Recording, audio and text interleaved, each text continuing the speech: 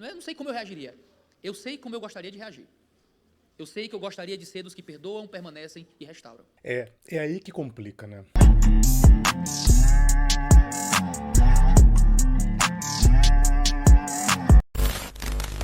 Saudações a todos, camaradas cristãos e pastor Iago Martins. Traição é perdoável? Tem diferença entre perdoar e aceitar? Um verdadeiro cristão deve se manter em um relacionamento mesmo depois de um adultério? Você deve querer fazer parte daqueles que perdoam e aceitam, tentando salvar um casamento após uma pulada de cerca? Vamos conversar sobre isso aqui, porque eu publiquei recentemente um vídeo sobre uma espécie de comportamento lascivo e até mesmo liberal dentro das igrejas quando se trata do comportamento de determinadas mulheres. E agora aqui vamos tratar sobre a ideia da traição, porque o pastor Iago Martins acabou vindo à tona com a ideia de que você deve, para ser um cristão verdadeiro, né, e ideal, chegar próximo de perdoar traição. Vamos conversar sobre isso hoje e respeito, claro, nos comentários aqui. Eu já aconselhei muitos homens que sofreram com o adultério de suas esposas. E é sempre muito doloroso, sempre muito chocante. E sempre os homens me perguntam, se fosse você, o que é que você fazia? O cara traído e eu tentando levar para um caminho de conciliação. Eu sempre dou a mesma resposta. Eu não sei o que eu faria. Eu não sei qual seria a minha reação. Talvez eu ficasse maluco, pulasse da ponte, desse um tiro em todo mundo. Eu sei lá. Não sei como eu reagiria. Isso aqui é certo, né? Ninguém sabe como é até estar na pele. É muito difícil, por isso que tratamos aqui da ideia de sempre analisar com humildade certos comportamentos agressivos ou até mesmo rages, né, que a pessoa dá depois de sofrer na pele algum tipo de injúria, injustiça ou algo assim, certo? Então vamos baixar a bola sempre que tratamos aqui de julgar casos como divórcios, separações, até quando falamos de jogadores aqui milionários que escolheram errado as suas mulheres e acabaram então perdendo boa parte do seu patrimônio.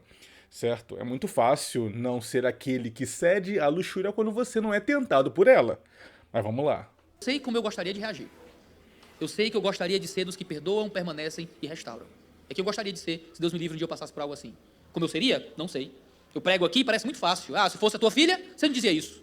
Se fosse sua esposa, você não dizia isso. Se fosse a sua família, se fosse você, é fácil falar com o microfone. Eu concordo com você. É fácil falar com o microfone. Mas eu sou um homem como você. Eu sou um pecador como você. Eu não sei o que eu faria nos dias difíceis, mas eu sei como eu gostaria de agir. Eu sei qual tipo de espírito que o meu coração deveria ter diante do poder do Evangelho. Eu acho que nós deveríamos todos nos preparar para isso. No fim das contas, eu estava evangelizando uma família, e tinha um irmão da igreja com a gente, eu estava conversando com ele, dizendo, olha, todos nós vamos passar por algum momento extremo na vida. Todos nós, se não conosco, com alguém perto. Um câncer, uma morte, um suicídio, uma depressão prolongada, todos nós, em algum momento da vida, vai ter aquele momento da tempestade mais profunda. Um dia virá. Se não conosco, com alguém que a gente gosta muito. Se o dia virar, a gente tem que estar preparado para isso. Outro ponto que eu concordo com ele, né? Afinal de contas, assim como não sabemos como vamos reagir quando vivemos tal situação, é importante termos um pensamento estoico, se eu não me engano, é de Sêneca, que ele comenta sobre você preparar-se para o infortúnio, que fica na língua premeditatio malorum, ou algo assim. É você se preparar para algo que pode acontecer de ruim, né? Preparar não só o patrimônio, a grana, mas também o coração, o espírito. Não falo aqui só da materialidade, eu falo aqui também de você preparar o seu sentimento. E é por isso que esse senso de humildade diante da vida é muito importante para o crescimento espiritual do homem.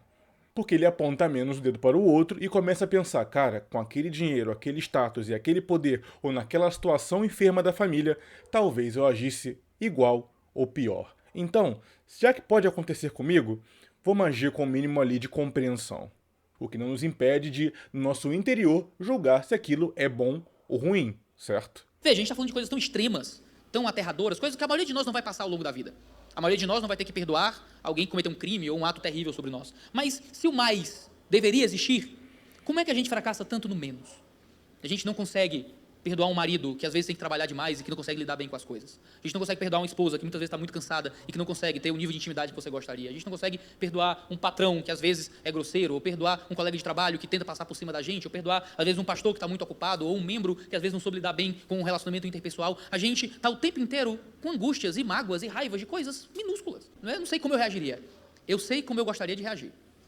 Eu sei que eu gostaria de ser dos que perdoam, permanecem e restauram. É aí que complica, né? Apesar de nos colocarmos no lugar de quem se ferra em um nível de ter que errar profundamente para depois ter que se arrepender, há certas falhas que deveriam ser objetivas para além do perdão. Ela merece o perdão? Com certeza, até porque perdoar o outro é perdoar também a si mesmo e os sentimentos que você nutriu de expectativa na vida do outro. Então, nesse sentido, sim, você perdoa, mas, e aqui, claro, né, é a visão desse espaço, lembrando que eu não sou teólogo, certo? Eu sou um professor. O pastor é o Iago e a sua vertente do cristianismo, e ele entende que a ideia de você estar no lugar de quem não só perdoa, mas, pelo que eu entendi, também aceita e tenta restaurar, é o caminho ideal. Mas nesse espaço aqui, as ideias que eu construo com vocês, não. Eu não acredito que você deve aceitar. Você deve perdoar, porque quando você não perdoa, você ainda está sendo controlado por aquele sentimento que você nutriu de expectativa naquele casamento, namoro, noivado, enfim. E é por esse motivo que eu acredito que quanto mais você vá levando a sua vida amorosa na prática, aceitando esse tipo de comportamento, melhor, que aceitou esse tipo de comportamento, eu acredito que o coração, naturalmente, ele vai, de alguma forma, amargurando. Porque esse tipo de assunto pode voltar à tona no momento de DR, de uma discussão que não tem nada a ver com traição, mas aquilo ficou.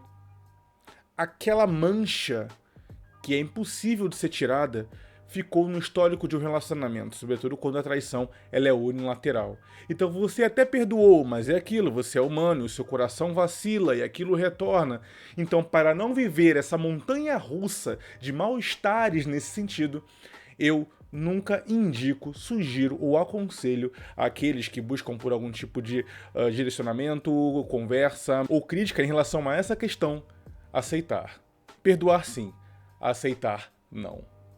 E olha só que curioso, ele acabou respondendo aí a Red Pill ou Machosfera através de um retweet do perfil do camarada do Cortes de Alto Valor.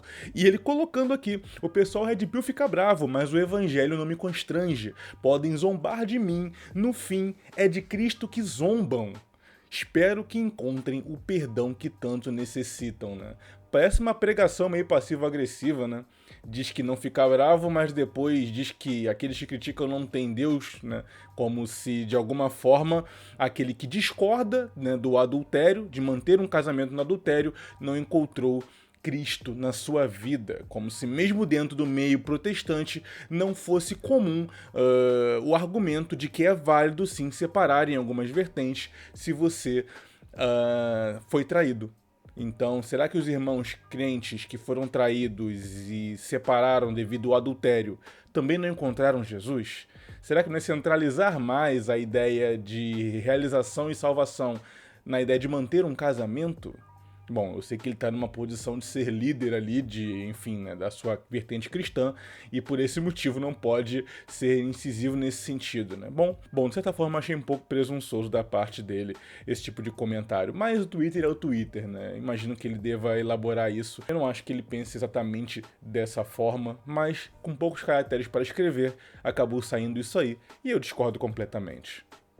Então, camaradas, perdoariam? Não perdoariam? Eu quero saber a opinião de vocês aqui no comentário. Falamos recentemente sobre essa ideia da masculinidade crítica em relação aos relacionamentos dentro da igreja. Será que é compatível? Dá para conciliar? Dá para tirar o melhor? Um abraço aí, sucesso ao Iago Martins, sou Ricardo Tomé, falando e escrevendo pelo Conselho.